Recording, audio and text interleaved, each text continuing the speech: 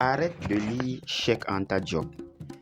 Ce sont les propos d'un enseignant dans un collège de la région parisienne adressés à un élève qui, lors d'un cours d'histoire, affirma à son enseignant que les Égyptiens étaient noirs.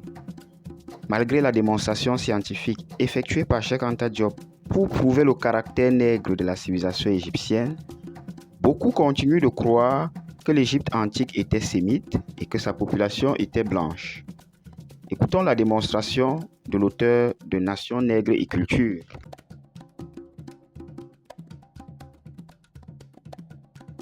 Le foyer originel, la région des Grands Lacs.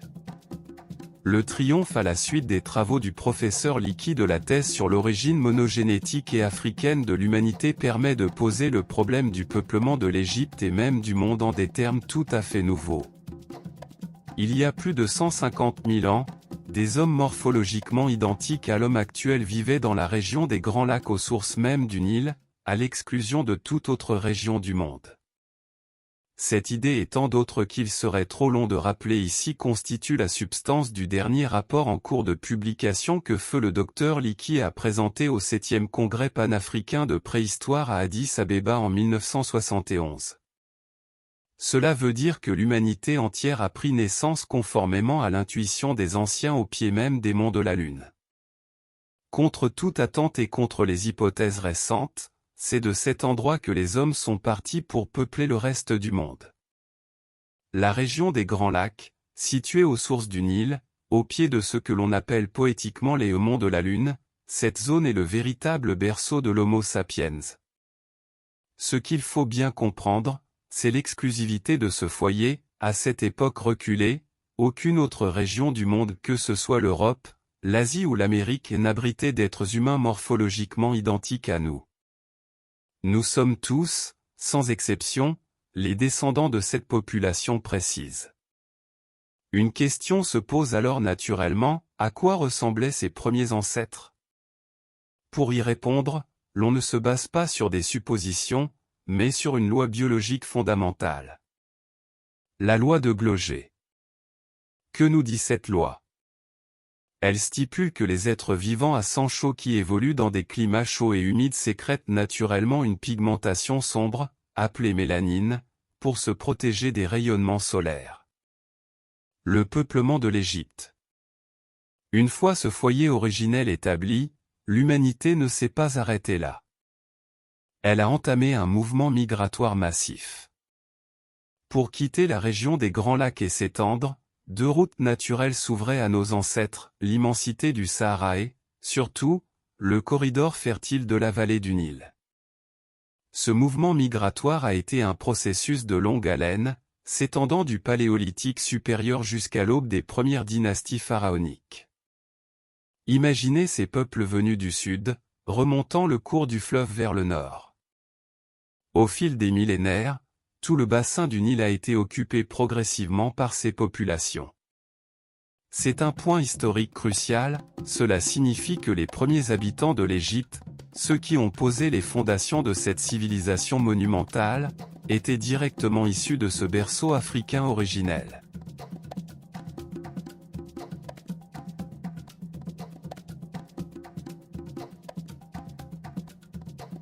Témoignage de l'anthropologie physique relatif à la race des anciens Égyptiens. Alors que l'anthropologie aurait dû apporter des certitudes sur l'origine des Égyptiens, elle s'est égarée dans des complications savantes et des critères de classification d'une élasticité déconcertante. Notre analyse démontre que, malgré l'usage de méthodes parfois contestables où l'on jongle avec les indices faciaux et nasaux pour tenter de distinguer le négroïde du non négroïde, la réalité physique des données est têtue. Même les études les plus prudentes, comme celles de Falkenburger ou Massoulard, confirment qu'une part prépondérante, sinon majoritaire, de la population prédynastique présentait des caractères anatomiques nègres. On utilise des euphémismes comme race brune ou méditerranéenne pour éviter de nommer la réalité noire de l'Égypte ancienne. Plus grave encore, on observe dans les manuels scolaires et les ouvrages de vulgarisation une volonté délibérée de blanchir cette civilisation. On en vient à des absurdités logiques, créant les concepts de blanc à peau noire ou de blanc à peau rouge pour maintenir, coûte que coûte, l'Égypte hors de l'Afrique noire. On a utilisé ce qu'on appelle l'élasticité des critères. Les indices nasaux ou faciaux ont parfois été manipulés de telle sorte que des populations africaines, comme les Éthiopiens, auraient pu être classées comme germaniques. Le chercheur Case a d'ailleurs prouvé l'absurdité de ces calculs en démontrant que si l'on appliquait ces mêmes critères à la population anglaise d'aujourd'hui, on trouverait 30% de négroïdes en Angleterre. C'est la preuve que ces méthodes ne sont pas scientifiques, mais idéologiques. Les représentations de la période protohistorique, leur valeur anthropologique. Le peuple des Anous et l'identité des premiers Égyptiens. Les travaux sur l'iconographie protohistorique et dynastique confirment une réalité que l'archéologie conventionnelle a trop longtemps occultée: le type ethnique dominant et souverain de la vallée du Nil était fondamentalement noir. S'appuyant sur les travaux de Flin des Peutries, nous avons mis en lumière l'importance du peuple des Anous, Anu. Ce peuple autochtone, dont le nom est écrit avec les 3 colonnes caractéristiques, occupait toute la vallée, du sud de l'Égypte jusqu'à la Nubie.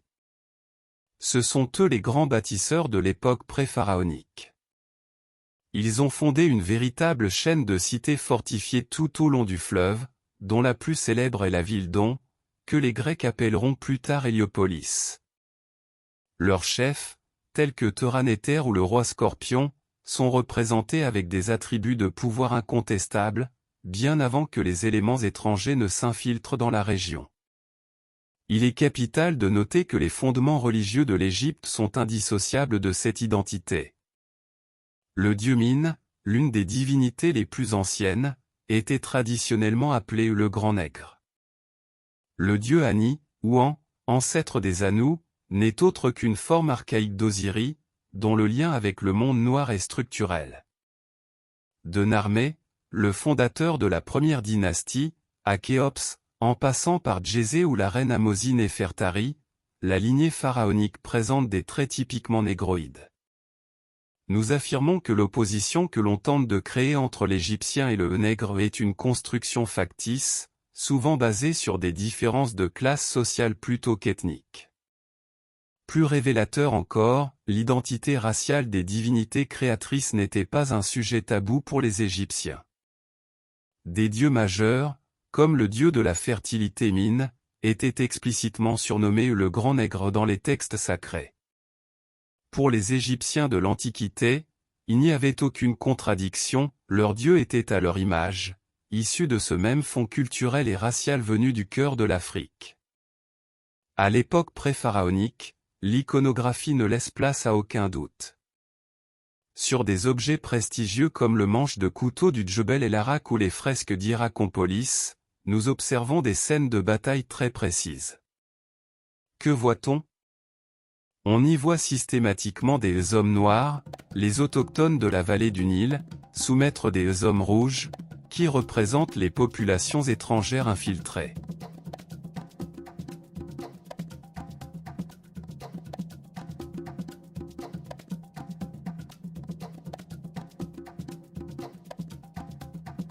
Il est crucial d'observer comment les types indo-européens ou sémites sont représentés à cette époque. À aucun moment, ils n'apparaissent comme des citoyens libres, encore moins comme des chefs ou des bâtisseurs. Au contraire, dans l'art égyptien primitif, l'étranger blanc est systématiquement représenté dans une posture d'infériorité. Soit comme un captif, les mains liées derrière le dos. Soit de manière grotesque ou caricaturale, un procédé artistique utilisé pour symboliser les peuples vaincus et la domination de l'ordre égyptien sur le chaos extérieur. Pour illustrer nos propos, quittons les statistiques pour regarder les visages de ceux qui ont dirigé cette civilisation. Les plus grands pharaons des premières dynasties possédaient des traits physiques typiquement africains. 3 exemples majeurs se dégagent. Narmé, le fondateur de la première dynastie, l'homme qui a unifié la Haute et la Basse Égypte. Ces représentations ne laissent aucun doute sur son appartenance ethnique. Khéops, le bâtisseur de la Grande Pyramide.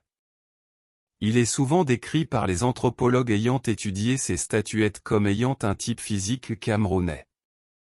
Amosi Nefertari, la reine fondatrice du Nouvel Empire. Elle est l'une des figures les plus vénérées de l'histoire égyptienne et elle est systématiquement représentée avec un teint noir foncé, signe de sa divinité et de son origine. Il est important de préciser une nuance scientifique souvent ignorée. Il existait 2 variantes de la race noire en Égypte, constituant ensemble le socle de la population. Les noirs à cheveux crépus et les noirs à cheveux lisses, similaires au type que l'on retrouve chez les Dravidiens en Inde ou chez certains groupes nubiens. Cette diversité interne ne change pas l'unité mélanodermique du peuple égyptien, elle montre simplement la richesse du foyer africain originel. Enfin, le test du dosage de la mélanine. Cette technique, mise au point pour analyser des échantillons de peau prélevés sur les momies égyptiennes, permet de mesurer le taux de pigmentation. Les résultats sont sans appel, les niveaux de mélanine trouvés sur les momies royales correspondent aux échantillons des populations d'Afrique subsaharienne actuelle. C'est la preuve biologique, inscrite dans la chair même des pharaons, que l'Égypte ancienne était une civilisation de sang et de culture noire. L'analyse chimique de la peau des momies. Pour bien comprendre la solidité de nos preuves, nous devons nous pencher sur une réalité microscopique. Tout repose sur une substance chimique que nous possédons tous, la mélanine, et plus spécifiquement le mélanine. Sa fonction première, vous le savez, est de déterminer la pigmentation de la peau. Mais ce que l'on ignore souvent, c'est sa résistance phénoménale. La mélanine est une molécule quasiment insoluble. Elle possède une stabilité telle qu'elle peut se conserver pendant des millions d'années. On en a même retrouvé des traces intactes sur des fossiles d'animaux préhistoriques. On entend souvent une objection, mais les produits de momification n'ont-ils pas altéré la couleur de la peau des pharaons? La réponse scientifique est non. Les baumes et les sels utilisés par les embaumeurs ne détruisent pas la mélanine. Certes, la couche superficielle de la peau, l'épiderme, peut être noircie ou abîmée par le temps et les produits chimiques. Mais le secret se trouve plus bas. Même si l'épiderme est altéré, le pigment reste parfaitement détectable et mesurable dans les couches plus profondes, c'est-à-dire dans le derme. En prélevant un échantillon et en l'analysant au microscope, on peut calculer avec précision le taux de mélanine originel d'un individu. Ce n'est donc plus une question d'interprétation artistique ou de juger si un nez est large ou fin. Nous parlons ici de dosage quantitatif. Lorsque ces tests sont appliqués aux momies égyptiennes, les résultats placent ces individus dans la catégorie des populations à forte pigmentation, confirmant scientifiquement leur identité africaine. Le protocole, dans l'intimité du laboratoire. Pour mieux comprendre que nous ne sommes pas dans la spéculation, mais dans la science de laboratoire, il est important de vous décrire comment se déroule concrètement cet examen des tissus cutanés. C'est un processus d'une précision chirurgicale qui se décompose en 3 étapes clés. Étape clé. Tout commence par un échantillon minuscule. Quelques millimètres carrés de peau prélevés sur une momie suffisent. C'est une méthode très peu invasive qui permet de respecter l'intégrité du corps tout en obtenant des données fondamentales. Une fois cet échantillon obtenu, il doit être préparé. On en découpe une tranche d'une finesse extrême, de l'ordre de quelques microns d'épaisseur, c'est-à-dire bien plus fin qu'un cheveu humain. Pour rendre cette tranche de peau plus claire et permettre à la lumière de la traverser, on la traite avec une solution chimique, le benzoate d'éthyle.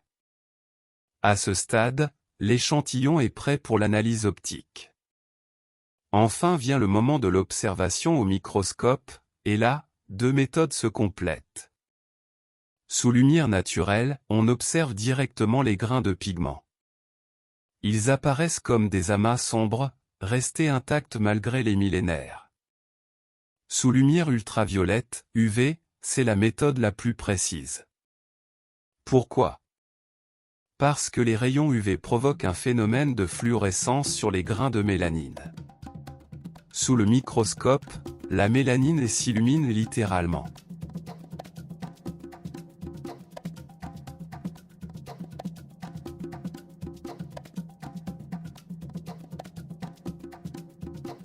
La conclusion scientifique. Cette technique ne laisse aucune place à l'interprétation subjective. Si la fluorescence apparaît de manière dense et régulière, c'est la preuve irréfutable que nous sommes en présence d'une peau fortement mélanodermique. C'est ainsi que la biologie moderne vient confirmer ce que l'histoire et l'art nous disaient déjà, les bâtisseurs de l'Égypte appartenaient bien à la grande famille des peuples noirs d'Afrique. Pour ceux qui douteraient encore de la précision de ces analyses, sachez qu'elles ont déjà été pratiquées sur des pièces historiques majeures. Des échantillons de peau provenant des fouilles de Mariette ont été analysés au Musée de l'Homme à Paris. Le verdict de ces analyses est sans appel, les taux de mélanine détectés sont extrêmement élevés. Ce sont des taux qui, biologiquement, n'existent jamais chez les populations dites blanches ou leucodermes. Ces résultats classent scientifiquement et définitivement les Égyptiens de cette époque parmi les peuples noirs. Nous ne sommes plus dans le domaine du débat d'idées, mais dans celui de la preuve biologique mesurable. Si cette méthode est si efficace, vous vous demandez sûrement, pourquoi ne pas l'appliquer systématiquement à toutes les grandes momies royales, comme celle de Ramsès II ou de Séti Ier? C'est ici que l'exposé soulève un point politique brûlant.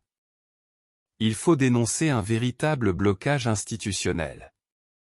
Depuis des années, le musée du Caire refuse de fournir les minuscules échantillons de peau nécessaires pour confirmer ses résultats sur les pharaons les plus célèbres.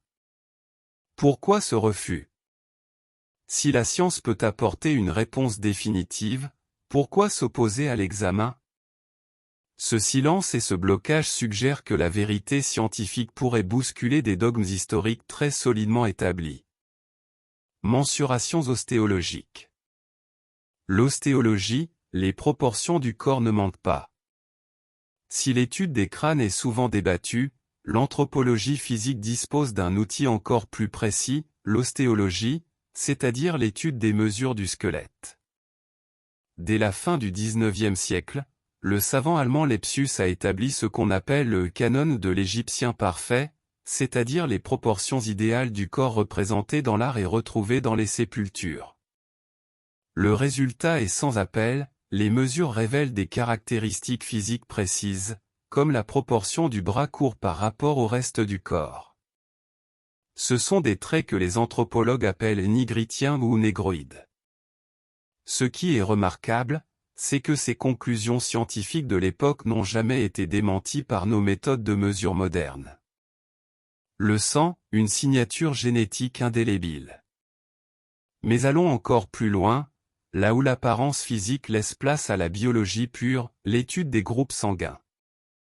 Le sang est un marqueur d'hérédité qui ne trompe pas, car il est lié à nos racines géographiques les plus profondes. Que nous disent les analyses? Les Égyptiens d'aujourd'hui, et plus particulièrement ceux vivant au sud, en Haute-Égypte, appartiennent majoritairement au groupe sanguin B.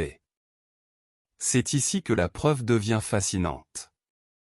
Ce groupe sanguin B est exactement celui que l'on retrouve en majorité chez les populations d'Afrique de l'Ouest, au bord de l'océan Atlantique.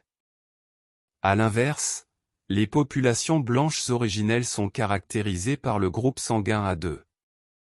Le fait que les Égyptiens partagent le groupe B avec les autres populations du continent prouve qu'ils sont issus de la même souche biologique. Cela dessine une unité africaine globale, du Nil jusqu'au Sénégal.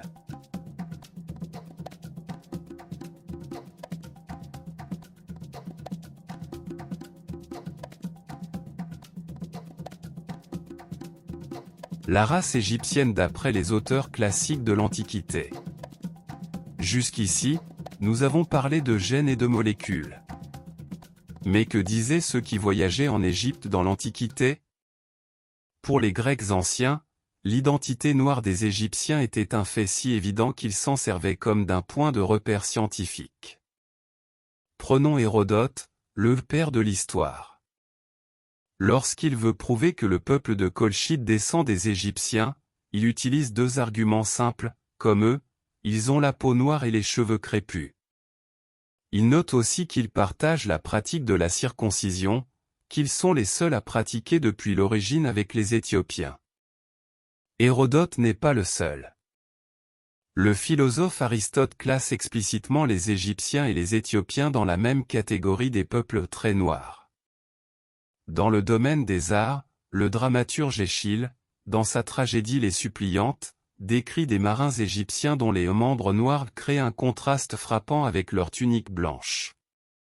Plus tard, Lucien décrit un jeune Égyptien libre avec une précision saisissante, il est noir, il a les lèvres épaisses, les jambes grêles et porte la tresse traditionnelle. L'Égypte, une colonie de l'Éthiopie.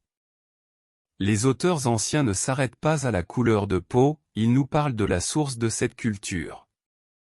Diodore de Sicile rapporte une tradition fondamentale, selon les Éthiopiens eux-mêmes, l'Égypte n'était à l'origine qu'une colonie éthiopienne fondée par le dieu Osiris.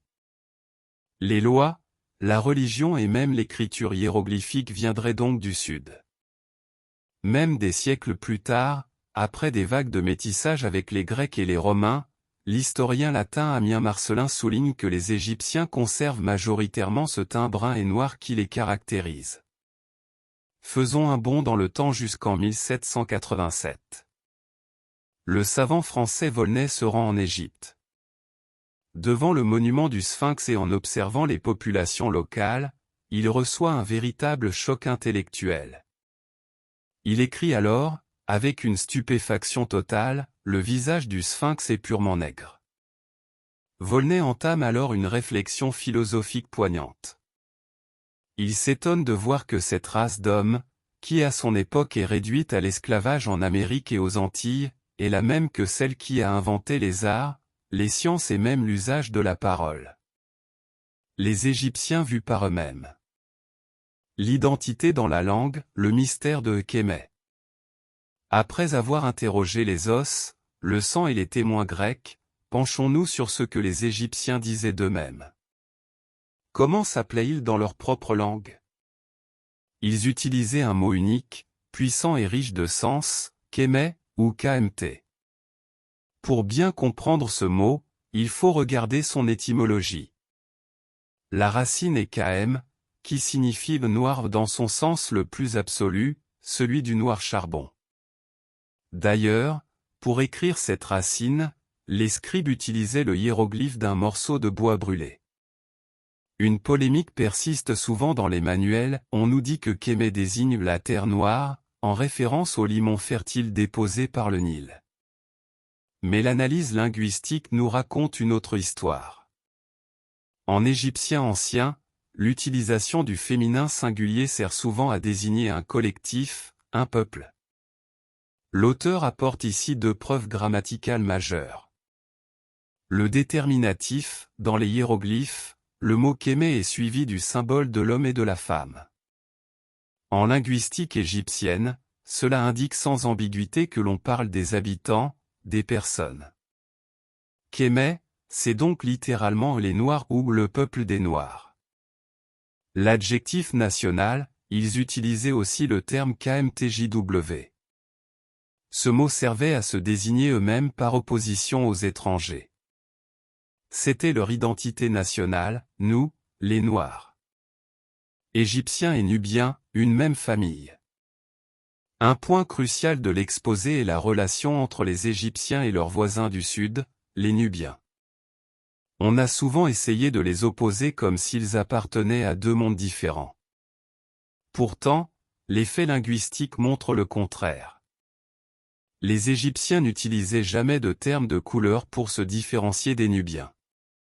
Pourquoi? Parce qu'on ne se définit pas par sa couleur face à quelqu'un qui a la même que vous.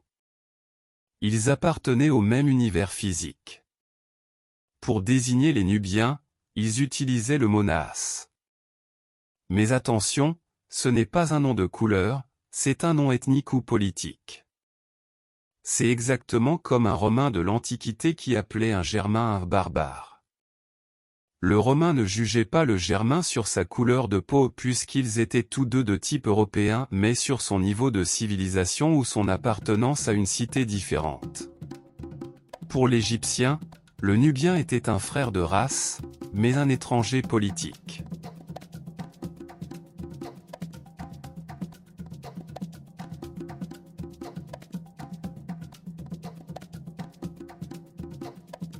Les épithètes divines.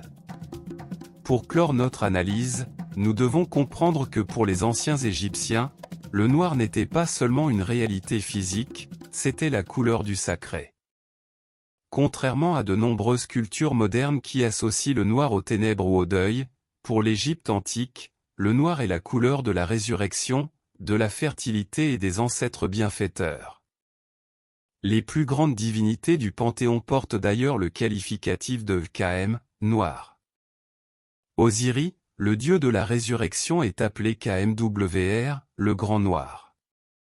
Dans les temples, il est d'ailleurs souvent représenté avec la peau d'un noir profond. Isis, la déesse mère, protectrice de la vie, est désignée sous le nom de cette Kémé, la femme noire. Des dieux majeurs comme Hathor, Minuto, le dieu de la sagesse, reçoivent tous cette épithète de noir. Le rouge, le symbole du chaos. À l'opposé de cette noirceur sacrée, les Égyptiens utilisaient le mot de Ré, le rouge, pour désigner tout ce qui était stérile, sauvage ou dangereux. Seth, le dieu du chaos, de la tempête et du désert, est surnommé le rouge. Les forces maléfiques, les esprits détruits par le dieu Thoth sont appelés les Deretjou, les rouges. Même les animaux perçus comme des menaces pour la civilisation, comme l'hippopotame sauvage combattu par Horus, étaient qualifiés de rouges. Il faut souligner ici une symétrie fascinante qui lie la langue à l'identité. D'un côté, nous avons les KMTJW, les Noirs. Ce terme désigne à la fois le peuple égyptien et ses dieux protecteurs.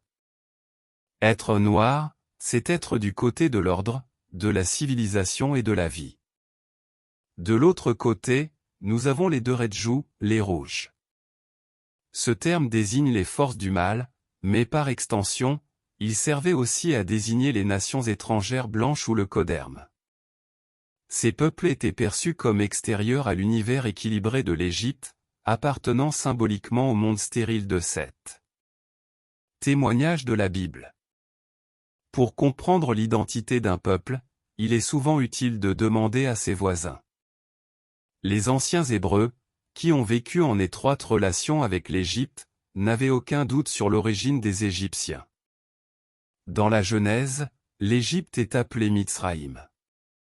Elle y est présentée comme l'un des fils de Cham, l'ancêtre biblique des populations noires. Dans cette généalogie, l'Égypte est placée dans la même famille que Cush, c'est-à-dire l'Éthiopie. Ces peuples sémitiques n'avaient aucun intérêt idéologique à noircir leurs voisins, pour eux, c'était simplement une évidence géographique et humaine, l'Égypte était un pays d'Africains. La circoncision, une signature culturelle. Un autre lien indélébile entre l'Égypte et le reste du continent noir est la pratique de la circoncision. Hérodote affirmait déjà dans l'Antiquité que cette coutume était d'origine africaine. L'archéologie moderne a confirmé ces dires. L'examen des corps par le savant Elliott Smith a prouvé que les Égyptiens pratiquaient la circoncision dès la protohistoire, il y a plus de 6000 ans. C'est une coutume ancestrale africaine, pratiquée sur les bords du Nil bien avant qu'elle n'apparaisse dans d'autres cultures ou religions. Enfin, penchons-nous sur la structure même de leur société. L'Égypte pratiquait le totémisme, un système de croyance typique des sociétés d'Afrique noire où chaque clan se lie à un animal ou une plante sacrée. De grands égyptologues comme Amélino ou Moret ont démontré que l'Égypte n'était pas simplement passionnée par les animaux, elle était structurée par le totem. Chaque tribu portait l'enseigne de son totem à la guerre et se croyait réellement apparentée à cette espèce. Cette structure sociale est restée vivante en Égypte pendant des millénaires, jusqu'à l'époque romaine. Les spécialistes s'accordent à dire que nulle part ailleurs dans le monde, le totémisme n'a été aussi brillant et facile à étudier qu'en Égypte. C'est la preuve que l'organisation sociale égyptienne n'était pas une importation étrangère, mais le développement le plus sophistiqué d'un modèle proprement africain. Parenté linguistique. Pour achever de démontrer cette parenté, nous devons écouter parler l'Afrique. Nous pouvons montrer que la ressemblance entre l'égyptien ancien et le wolof, parlé au Sénégal, n'est absolument pas le fruit du hasard. Il ne s'agit pas de quelques mots empruntés ici ou là, mais d'une véritable parenté généalogique. Ces deux langues descendent d'une même langue mère africaine. Jusqu'à présent, on pensait que seul le copte était proche de la langue des pharaons. Mais en utilisant les méthodes rigoureuses de la linguistique comparée et les mêmes qui ont prouvé que le français, l'allemand et l'indien sont liés dans la famille indo-européenne. Les chercheurs ont découvert des similitudes frappantes à l'autre bout du continent, sur les rives de l'Atlantique. La comparaison porte sur la structure profonde, l'ossature même de la langue. Le système des démonstratifs, la manière de dire ce, cette ou cela suit exactement les mêmes règles logiques en égyptien ancien et en wolof. Les formes verbales, la construction de la conjugaison répond à un système de correspondance régulière. La stabilité des sons, les phonèmes, les sons de base, sont restés d'une stabilité étonnante à travers les millénaires. Un défi majeur pour les égyptologues est que les hiéroglyphes s'écrivaient sans voyelles. Nous voyons les mots, mais nous ne savons pas toujours comment ils sonnaient. C'est là que le comparatisme avec les langues africaines vivantes devient révolutionnaire. En étudiant le wolof ou d'autres langues d'Afrique noire, les chercheurs peuvent redécouvrir la musique et les voyelles de la langue des pharaons. Les langues africaines d'aujourd'hui nous servent de miroir pour entendre, enfin, comment parlaient réellement les bâtisseurs des pyramides.